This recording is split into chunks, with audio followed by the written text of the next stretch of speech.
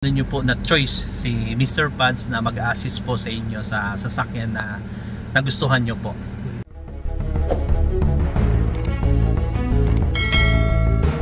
Shout out guys, muli si Mr. Pads. Nandito kami sa lugar ng Tandang Sora. May tinignan kami 2024 na race na sasakyan na Toyota. So ayon sa aking assessment, ang sasakyan nito ay okay naman. Yung makina sir, transmission okay naman to sa scanning, wala din naman po siyang bangga at hindi din naman po siya lubog.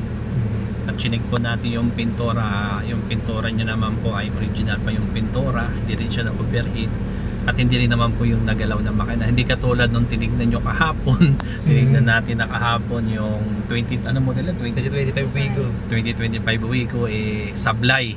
So ito guys, okay naman. Tulad ng sabi ko, hindi porket na bagong modelo ay wala siyang mga problema, kundi yun po yung tinatago ng mga sealer po, no? So far ang unit nito guys, no, pwede mo naman. About naman po sa papers, kung siya po maglalakad, mas maganda, wala na kayong iisipin dahil siya na po yung maglalakad. Kapag sila po yung nalakad, at least hassle hindi na hassle para sa inyo. Ang papers, konting differential lang naman yan na siguro sa mga 1,000 lang difference. Yung 1,000 na yun sa trabaho mo, oras mo, yung pagod, hassle siya. So kung sila na po yung magta-transfer, maganda naman. At ang payo ko lang dito sir, no, kasi naka 19,000 na tayo, papasok na siya sa 20,000. So sa 20,000 po, kailangan nyo ito ng PMS. Kailangan nyo, ano po ba ang ginagawa sa PMS?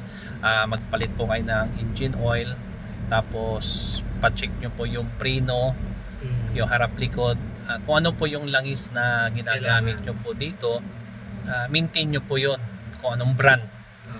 Tapos ang advice ko lang dito, gamitin nyo lang po yung every 5,000 kayo mag-change oil, wag po yung every 10,000 kasi masyado na siyang mahaba. At the same time, siyempre yung filter na ginagamit kadalasan natin yung replacement.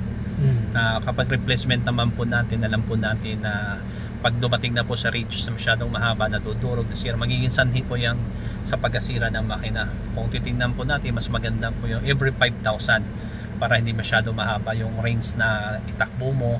At kunting differential lang naman, maalagaan mo pa yun sa sasakyan mo. So aircon, malamig, at wala naman po siyang kalampag, wala rin siyang noise na pinapakinggan ko rin na pagdaan sa hams. Okay, so sisilipin pa pala natin yung mamaya, nakalimutan ko silipin yung pambaba. So okay naman siya sa diaba. So hingin na lang tayo ng advice sa inyo sir.